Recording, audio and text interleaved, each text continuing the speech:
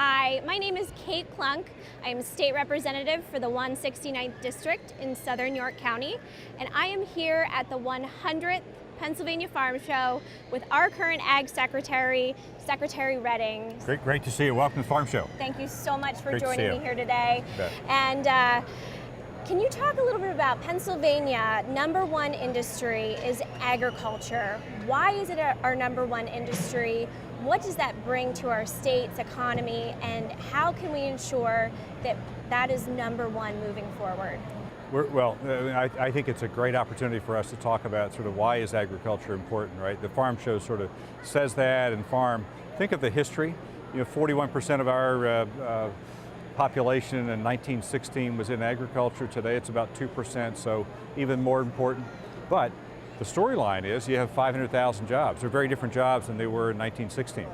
These jobs are on farms, they're in the value added, the processing, the retail, all of that's captured here in the Farm Show. The challenge is to keep it, number one, to keep it vibrant.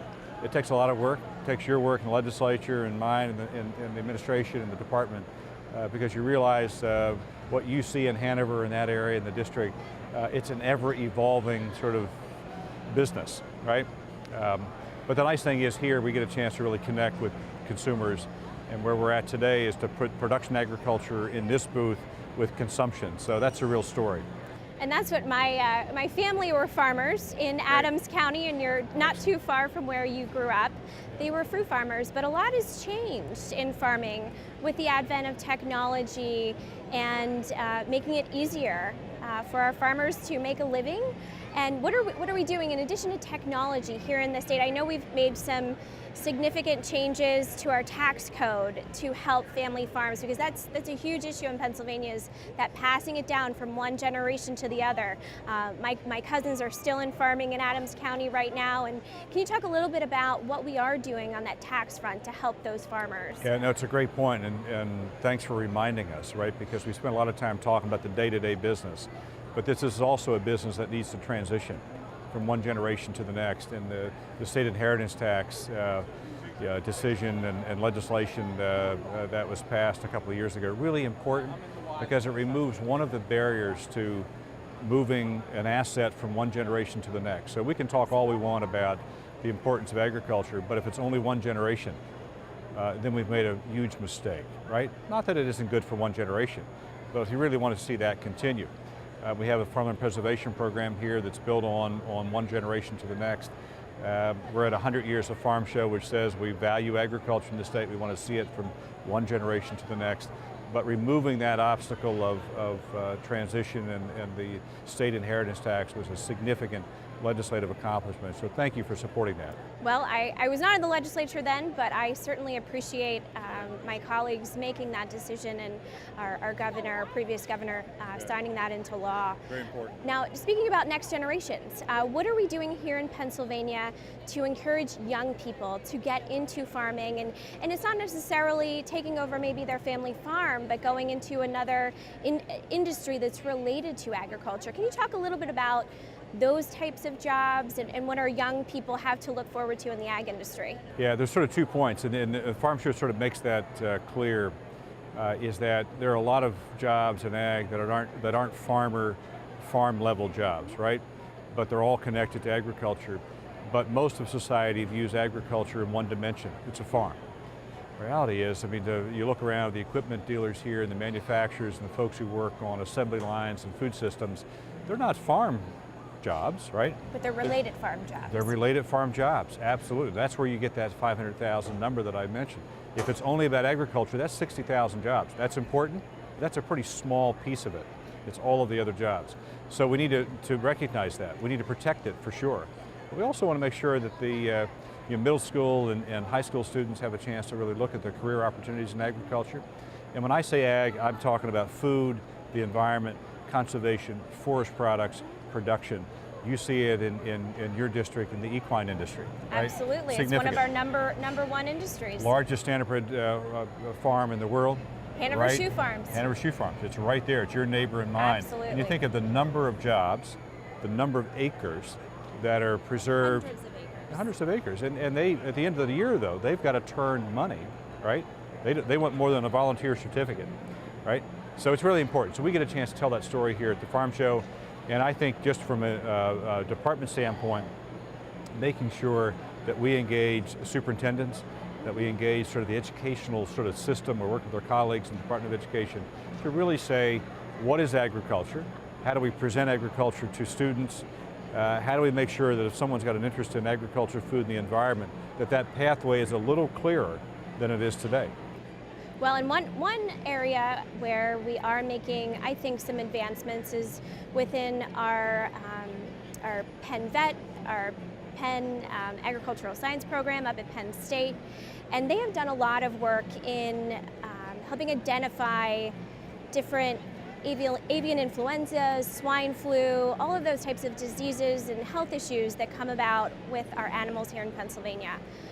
Avian flu is at the forefront, especially in my district. We have a number of poultry farmers in the 169th, and I wanted to talk to you a little bit today.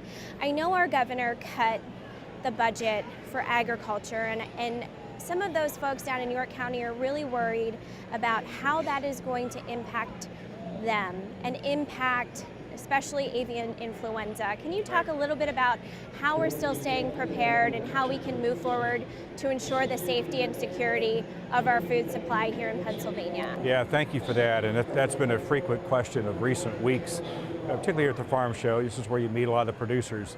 On the high-path avian influenza, the governor made $3.5 million available last July. Those dollars have remained available to us, so we've been able to buy the supplies, run the labs, do the staffing. They are reserved for So we've done the ramp up. We've done the ramp up. Good. The dollars are there. We're fine. We've worked with both Penn State as well as University of Pennsylvania to make sure that the two other labs in our state, which is a unique feature, there's 3 labs that support animal health. Absolutely. Right? We're very lucky to have that Only too. one in the nation. So that came out of the last experience with high-path AI back in the 1980s. But today we have a 3-lab system. So that lab, those labs doing any type of high-path AI are taken care of with the $3.5 million the governor made available. The second part of this is what's happened in the budget, right? Because it's also a question of what do you do with the land grant funding, land script fund as it's called for Penn State, University of Pennsylvania. Both of those are key partners for us. Both are challenged by the appropriation and the delay of the appropriation, but from an animal health standpoint, just wanted everybody in your district to know that high-path AI, we're in good shape, we're in good hands, no interruption in terms of the service from the department. Well, thank you. That will give some reassurance to the folks back home. And good, thank you. To end, we have to wrap up here in a couple minutes, but I wanted to end on a little bit of a lighter note. Last night, you and I competed in the former Senator Mike Waugh Celebrity Draft Horse Competition. It was especially moving for me, seeing that I represent a lot of the same people that he represented in his former Senate district. The Waugh family lives in my district, his wife Wanda and his son and his granddaughter. And it was just amazing to participate last night in a sport that he absolutely loved. He absolutely loved horses. And last night, can you talk a little bit about the Celebrity Draft Horse Competition, the scholarship money that we raised last night, and what it's like to hold those reins on that carriage? Well, I found out how competitive you are in that ring. One of those great moments, I've described farm shows, all of these great experiences, right? Last night, you and I had a chance to sort of go into the ring, be competitive, but at the end of all that, just sort of smile and really enjoy the moment. I was really honored knowing Mike Waugh, Senator Waugh. He was on the Farm Show Commission for years, good friend, director of the Farm Show, great advocate for agriculture. So to have an event that carries his name is really a nice legacy to him, but it's also a real treasure for us to participate. We had a chance to go in, and that event really is there as a fun event, but it raises real serious money, right? All for scholarship. So when you think about what we did yesterday with the Scholarship Foundation, 28 students got a $3,500 scholarship to continue their education. That is what it's about. There's nothing that says Farm Show better than that statement. Absolutely, so and continuing on that legacy, and I'm sure Mike is smiling from up above at our performance yesterday and the continuing of that legacy in all of those students who will be able to receive those He scholarships. is smiling on this farm show. Absolutely, 100th Right. anniversary. Got It it. has been an absolute pleasure. Secretary Redding, thank you so much for your service to Pennsylvania's farming community, to our agriculture, and really to all of the people of Pennsylvania, because without farms we don't have food, and it's the number one industry in Pennsylvania. Thank you for supporting it, and thank you for joining Thanks me for your today. good work. Yeah, enjoy the farm show. Thank you. You Thank too. you very much. Thank you.